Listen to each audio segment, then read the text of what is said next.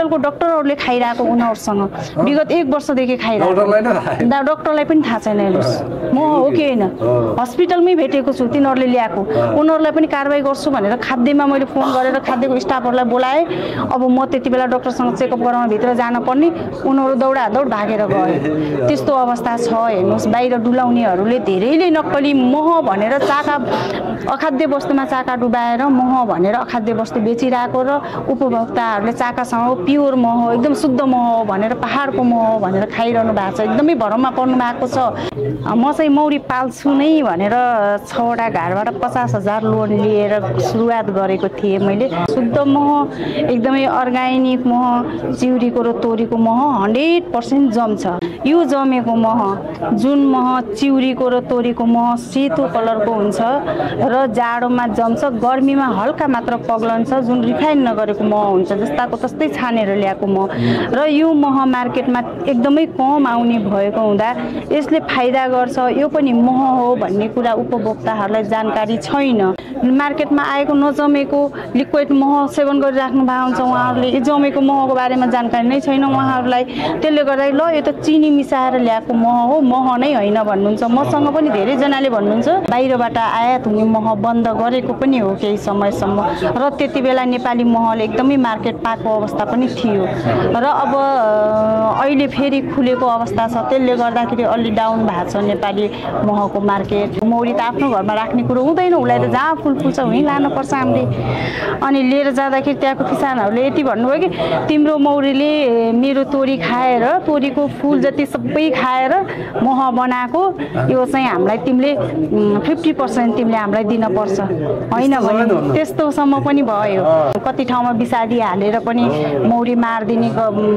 भइरहेको छ अनि त्यसपछि कति ठाउँमा घारहरू जलाइदिने पल्टाइदिने चितवनमै भयो अस्ति न घटना त्यस्तो होइन हजुर नमस्ते हजुरको शुभ नाम के हो मेरो उमा खत्री हजुरको चाहिँ कुन ठाउँमा हो यो मौरी पालन चाहिँ कुन ठाउँमा गरिरहनु भएको छ मेरो चाहिँ घोडागोडी नगरपालिका सुदूरपश्चिम कैलाली जिल्लाको घोडागोडी नगरपालिकामा पर्दछ मेरो चाहिँ कतिवटा घार छ मेरो अहिले 150 वटा घार 150 हजुर कतिजना मिलेर गर्नु भएको छ कि एक्लै गर्नु भएको छ के छ मेरो एक्लै नै हो मेरो फर्म आफ्नो व्यक्तिगत फर्म हो अहिले चाहिँ कामदार चाहिँ राखेको छु मैले स्टाफ छ मेरो चाहिँ एकजना अनि अब रेगुलर एकजना स्टाफले गर्नुहुन्छ अनि काम भएको बेला चाहिँ धेरैजना हेल्परहरू राख्नुपर्ने हुन्छ मह जिक्दा अनि त्यसपछि मौरीहरूलाई सार्ने क्रममा त्यो घारहरू डुबानी गर्दा चाहिँ राख्नुपर्ने हुन्छ त्यस्तो बेलामा चाहिँ धेरै आवश्यक पर्छ कहिलेदेखि सुरु गर्नुभयो हजुरले मौरी पालन व्यवसाय मेरो चाहिँ अहिले 12 वर्ष भयो मौरी पालन सुरु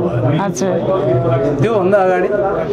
त्योभन्दा अगाडि चाहिँ म सुरुमा चाहिँ गृहिणी थिएँ अनि मैले चाहिँ मेरो घर नजिकैको सहकारीमा चाहिँ दैनिक बचत उठाउने गर्दथेँ अब त्यसमै कार्यरत थिएँ म चाहिँ सहकारीमै अनि यो मौरी पाल्ने तालिम आयो त्यसपछि अनि मौरीमा चासो राख्ने भएको भएर मनपर्ने मौरी पनि मलाई एकदमै चासो एकदमै मलाई चाहिँ इच्छा थियो मौरी पाल्ने चाहिँ त्यही क्रममा अब तालिम आइसकेपछि मैले चाहिँ अनि मौरी पाल्ने व्यवसाय सुरु गरेँ सुरुमा कतिवटा घरबाट गर्नुभयो मैले 6वटा घरबाट सुरुवात हजुर होला जस्तो लागेको थिएन आज 12 वर्षसम्म टिक्छु यसरी चाहिँ अगाडि बढ्छु भन्ने हजुरलाई सुरुमा केही त्यस्तो सपनाहरू थियो मैले चाहिँ कस्तो भने म चाहिँ मौरी पाल्छु नै भनेर 6वटा घरबाट 50,000 लोन लिएर सुरुवात गरेको थिएँ मैले र मैले यो मौरी चाहिँ पाल्दै गर्दाखेरि यो 6वटा घरबाट सुरुवात गरेको छु भोलि त्यो ठाउँमा म पुग्छु कि पुग्दैन होला भन्ने चाहिँ मेरो सोचमा कहिले पनि आएन कि पुग्छु कि पुग्दैन भन्ने चाहिँ आएन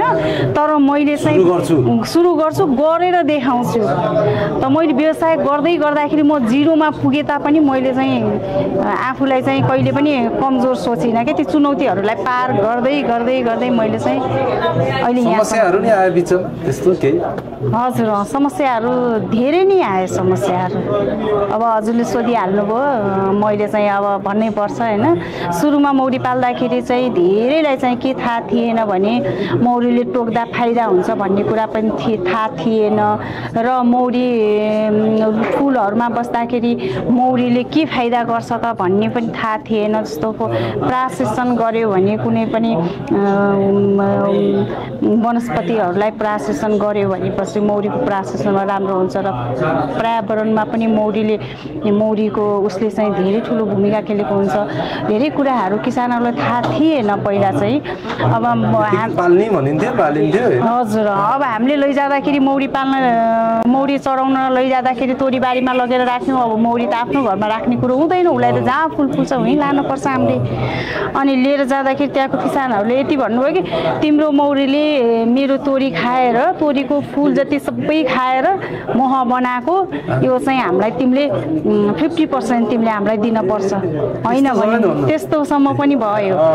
अनि उत्पादन हुन्छ भन्ने जनचेतना उहाँहरूमा थिएन उहाँहरूमा जनचेतना थिएन। अनि त्यसपछि हामीले चाहिँ कन्भिन्स गराउँदै गयौँ होइन हजुरहरूको चाहिँ फल पनि लाग्छ, धेरै उत्पादन हुन्छ, प्राशेषण गर्छ, मौरीको फाइदा यो हो भनेर हामीले चाहिँ कन्भिन्स गराउँदै जाँदाखेरि किसानहरू बिस्तारै अहिले चाहिँ त्यो अवस्था छैन। हाम्रो फुलमा बस्यो भने मौरीले चाहिँ असर गर्छ भन्ने त्यो भ्रम चाहिँ धेरै ठाउँमा चाहिँ कम भइसकेको छ। अहिले चाहिँ चराउन हजुर, अब यस्तो हुन्छ एउटै ठाउँमा राखिराख्दाखेरि सधैँभरि त्यो ठाउँमा फुलहरू फुलिरहेको हुँदैन।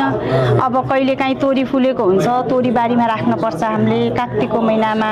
जस्तो अब चैतको महिनामा रुदिलोहरू, सिसमहरू, अनि त्यसपछि कोइरालहरू सबै चिजहरू जङ्गलको फुल्छ, त्यति बेला हामीले जङ्गलमा लगेर राख्नुपर्छ। जामुन फुल्छ, जामुनको हुन्छ, मालुको हुन्छ होइन। अनि त्यसपछि चिउरी हुन्छ, अनि त्यसपछि हामीले चिउरीमा राख्नुपर्ने हुन्छ।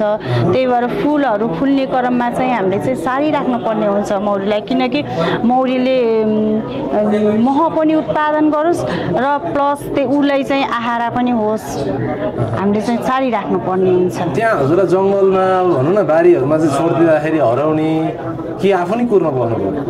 यस्तो हुन्छ जङ्गलमा राख्दाखेरि त्यस्तो हराउने भनेर त मौरी त अब जहाँ चढ्न गइदिने हजुर एकदम त्यो समस्या धेरै किसानहरूलाई आएको छ, नआएको पनि होइन। अब कति ठाउँमा विषादी हालेर पनि मौरी मारिदिने भइरहेको छ। अनि त्यसपछि कति ठाउँमा घारहरू जलाइदिने पल्टाइदिने चितवनमै भयो अस्ति नै घटना त्यस्तो होइन। अनि त्यसपछि कति ठाउँमा चोरेरै लाने त्यस्तो पनि भइरहेको अवस्था छ। तर यो हजुरलाई पछिल्लो समय चाहिँ विषादीहरूले नि हजुरलाई किसानलाई चाहिँ अब कहाँ हालेको छ मौरी पाल्दा किसानलाई थाहा हुनु नि त। हजुर कहाँ गएर चढिदिन्छ मौरी फर्केर नआउने केसहरू हजुरले त्यस्तो घटना केही छ? हजुर हो, त्यस्तो पनि हुन्छ। विषादीहरू हाल्यो भने मौरी त्यो चरण क्षेत्रमा गयो भने फर्केर आउँदैन, वहीँ मर्छ। अनि त्यस्तो समस्याहरू पनि छ। अब यो चाहिँ त्यस्तो घटना केही परेको छ? मलाई चाहिँ मेरो व्यक्तिगत फर्मलाई चाहिँ भगवानको कृपाले अहिलेसम्म कुनै त्यस्तो चोरी हुने अनि त्यसपछि त्यस्तो घारहरू पल्टाइदिने त्यस्तो मलाई चाहिँ परेको छैन। तर अन्य साथीहरू हाम्रो मौरी पाल्ने साथीहरू हुनुहुन्छ, अरूलाई चाहिँ चितवनको साथीहरूलाई, दाङको साथीहरूलाई होइन, अनि त्यसपछि मोरङको साथीहरूलाई, अरू साथीहरूलाई चाहिँ परिरहेको छ, नपरेको होइन। तर मैले चाहिँ अहिलेसम्म मलाई चाहिँ त्यस्तो परेको अवस्था चाहिँ छैन।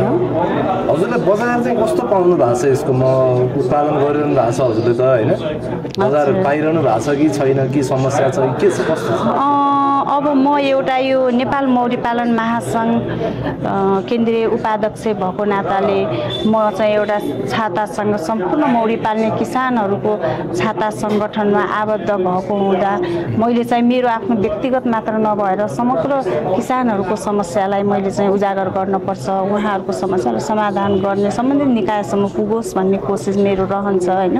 त्यसले गर्दाखेरि मैले आफ्नो व्यक्तिगत मेरो मात्र मह बिक्री हुन्छ कि हुँदैन भन्ने क्रममा चाहिँ मेरो चाहिँ म व्यक्तिगत तर्फबाट मेरो आफ्नो महको मार्केटिङको कुनै पनि कमी छैन। मैले चाहिँ अहिलेसम्म त्यो मैले आफूले त्यो नपाएको भन्ने अवस्था छैन। तर मैले आफूले मात्रै पाएर बजार पाएर भएन, समग्र हाम्रो किसानहरूले चाहिँ बजार नपाउनु भएको अवस्था चाहिँ अहिलेको छ नै। अब बाहिरबाट आउने इन्डियाको मह आउँछ होइन, बाहिरको मह आउँछ जुन मह अब बाहिरको आकर्षक प्याकेज प्याकेजिङ देखेर उपभोक्ताहरूले त्यो मह सेवन गरिराख्नु भएको छ।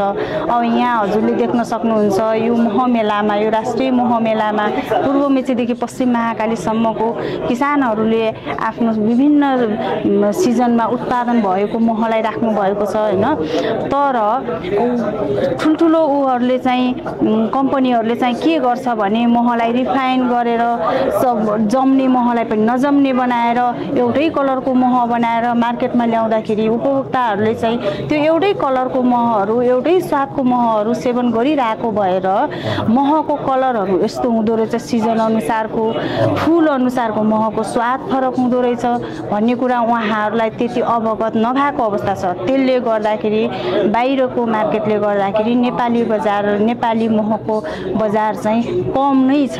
मह चाहिँ दिनुस् त हजुर, यो चाहिँ यो जम्या छ के चिनीहरू मिसाउनु भएको छ? हो, एकदमै हजुरले चाहिँ एकदमै महत्त्वपूर्ण कुरा सोध्नु भयो। यो यसलाई चाहिँ हामीले चिर्न जरुरी छ, हामी किसानहरूले र हजुरहरू पत्रकारज्यूहरूले आफ्नो मिडिया मार्फतबाट पनि यो कुरालाई बाहिर ल्याउन अति नै जरुरी छ। यो जमेको मह, जुन मह चिउरीको र तोरीको मह सेतो कलरको हुन्छ र जाडोमा जम्छ, गर्मीमा हल्का मात्र पग्लन्छ, जुन रिफाइन नगरेको मह हुन्छ, जस्ताको तस्तै छानेर ल्याएको मह र यो मह मार्केटमा एकदमै कम आउने भएको हुँदा यसले फाइदा गर्छ, यो पनि मह हो भन्ने कुरा उपभोक्ताहरूलाई जानकारी छैन र यसलाई चाहिँ यो चाहिँ शुद्ध मह जम्छ, चिउरीको यो चिउरीको मह हो, यो चाहिँ मैले राखेको होइन। यो मैले घरमा लगेँ भने हजुरलाई मलाई चाहिँ घरमा यस्तो के चिनी मिसाए के ल्या चाहिँ भन्नु मेरै घरमा गाली गर्नुहुन्छ। एकदमै हजुरले भन्नुभयो, धेरैजनाले त्यो भन्नुहुन्छ हैन। यो महलाई चाहिँ ठुल्ठुलो कम्पनीहरूले चाहिँ रिफाइन गरेर अब अन्य कुराहरू के गर्नुहुन्छ उहाँहरूलाई थाहा होला, यसलाई नै नजम्ने बनाएर मार्केटमा ल्याउनुहुन्छ र उपभोक्ताजीहरूले मार्केटमा आएको नजमेको लिक्विड मह सेवन गरिराख्नु भएको हुन्छ। उहाँहरूले यो जमेको महको बारेमा जानकारी नै छैन उहाँहरूलाई, त्यसले गर्दाखेरि ल यो त चिनी मिसाएर ल्याएको मह हो, मह नै होइन भन्नुहुन्छ। मसँग पनि धेरैजनाले भन्नुहुन्छ र धेरै किसानहरूको समस्या पनि यही छ, यही जमेको महमा नै समस्या छ। अहिले धेरैजना किसानहरूले जमेको महले मार्केट नपाएको छ। शुद्ध मह, एकदमै अर्ग्यानिक मह, चिउरीको र तोरीको मह 100% जम्छ। अहिले यो 12 वर्षको अवधिमा मैले मौरी पाल्दै गर्दाखेरि, मैले विभिन्न ठाउँहरूमा मौरी सार्दै गर्दाखेरि विभिन्न किसिमको फुलहरू फुल्ने ठाउँमा सिजन अनुसारको फुलहरू अनुसारको मह हुने हुँदा र त्यसको कलर, स्वाद मलाई पो थाहा छ त, सबै उपभोक्ताहरूलाई थाहा छैन नि त, किनकि मार्केटमा त्यस्तो सबै किसिमको मह आएकै छैन। अलिकति हामीले ब्रान्डिङ र विज्ञापनहरू त्यस्तो राम्रो गर्न सके हो नेपाली किसान, मौरी पाल्ने किसानहरूले? हो, त्यो पनि एकदमै महत्त्वपूर्ण कुरा सोध्नु भयो। एउटा के छ भने एउटा मौरी पाल्ने किसानले मौरी चराउने, महको प्याकेजिङ गर्नेदेखि लिएर सबै कुराहरू उसले गर्न पनि भ्याउँदैन र अब हामीहरूले हो एकदमै। अनि यो अब शुद्ध भयो, अहिले बाहिरको आकर्षक प्याकेजिङलाई हेर्छ जहिले पनि उपभोक्ताले हेर्दाखेरि, आकर्षक प्याकेजिङ भित्रको क्वालिटी हेर्दैन, उसले क्वान्टिटी मात्रै हेरेको हुन्छ र क्वालिटी कस्तो छ भन्ने कुरा हेर्दैन हैन। त्यसले गर्दाखेरि बजारमा चाहिँ अहिले नेपाली महले बजार नपाउनुको दोस्रो कुरा चाहिँ त्यो पनि हो कि आकर्षक प्याकेजिङको कमी पनि हो, विज्ञापनको कमी पनि हो, त्यसले गर्दा पनि हो।